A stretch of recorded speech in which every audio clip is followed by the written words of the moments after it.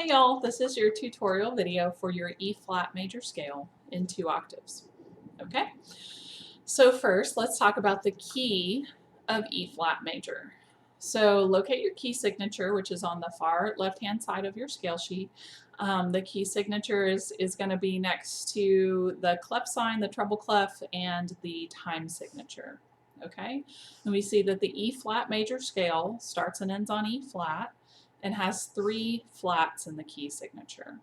Okay, 3 flats, and those flats are B flat, E flat, and A flat. All right, so first let's just practice saying the notes of the key of E flat major in order. We're just going to say them. Okay, so it's E flat, F, G, A flat, B flat, C, D, E flat. All right, those are the notes we're going to be playing in our E-flat major scale. So now let's go through fingerings, and we're going to go through both octaves just to make sure you know all of the fingerings. So for the low E-flat, I would recommend doing this low E-flat trigger 1. You can also finger it 2 and 3 without the trigger, but you're probably going to find for right now that the trigger 1 fingering is easier for you. So trigger 1 for the low E-flat, and then the next note is F, which we can finger either trigger or we can finger it first valve. Okay, either one of those is fine.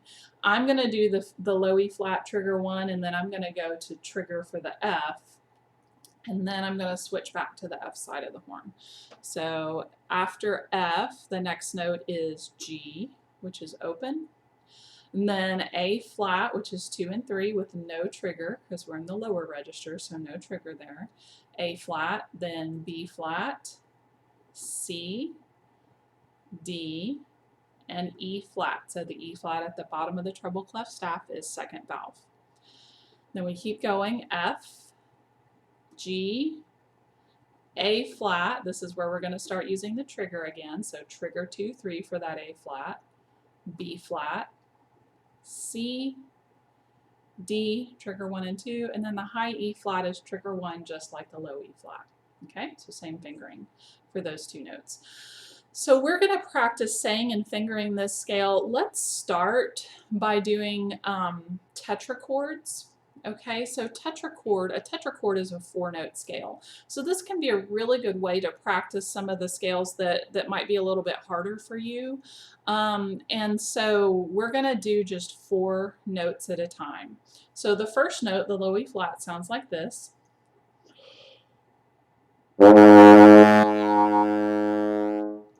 E flat. Okay, so let's do just the first 4 notes starting on the low E flat. We're going to note, name, and finger with the metronome at 40. And ready, and go. E flat, F, G, A flat. Again, ready, and go. E flat, F, G, A flat. And again, you can do that as many times as you need to make sure you have those fingerings down. Now we're going to do the next tetrachord, which starts on B flat. Okay, and go. B flat, C, D, E flat. Let's do that again. B flat, C, D, E flat. Okay, so that's the bottom octave. Now we're going to do the next octave, starting at the bottom of the treble clef staff, and we're going to do the first tetrachord. Okay, the first 4 notes. Here we go. Ready, and go. E flat, F, G, A flat. And remember, that's where we're going to put the trigger down. Do that again. Ready, and go. E flat, F, G, A flat. Okay, and then we're going to go on to the next tetrachord, which starts on B flat. B flat, C, D, E flat. And do that again. B flat, C, D, E flat. Okay, and then you can do that going down as well, right? You can do E flat, D, C, B flat as many times as you need to, and then you can do A flat, G, F, E flat, as many times as you need to. And then you can do E flat, B flat, D, C, B flat for the lower octave. And then the last four notes.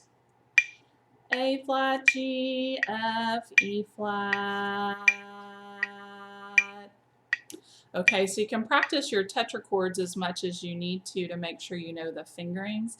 I find that it's just less overwhelming to just try to focus on learning 4 notes at a time instead of trying to learn the entire 2-octave scale all at once. And so you can learn it just 4 notes at a time.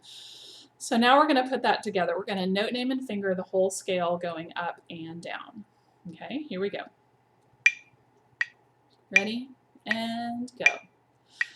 E flat, F, G, A flat, B flat, C, D, E flat, F, G, A flat, B flat, C, D, E flat, D, C, B flat, A flat, G, F, E flat, D, C, B flat, A flat, G, F, E flat. And you'll notice when I'm singing, even though it's 2 octaves, I'm singing them both in the register where I can actually sing the correct pitch because I want to practice singing the correct pitch. So you should always sing it in whatever register you can actually sing the right note at. And so that might mean that even on a 2-octave scale, you're singing the correct pitches, but maybe you can't sing all the way down to that low E flat. And that's okay. You just sing it up an octave. Okay? So now I'm going to go ahead and play through that E flat major scale in 2 octaves, and I'm going to do it with the metronome at 40, which is the tempo we've been going so far. And remember, when you're practicing this by yourself, put your metronome on whatever tempo you can do it correctly. Okay, it is really important that you learn to play the scale without any mistakes. And then once you get to where you can consistently play the scale correctly, then you can go ahead and gradually work on going faster. So it's really important that you always do this with the metronome. Okay, so here we go. Here's your 2-octave E flat major scale.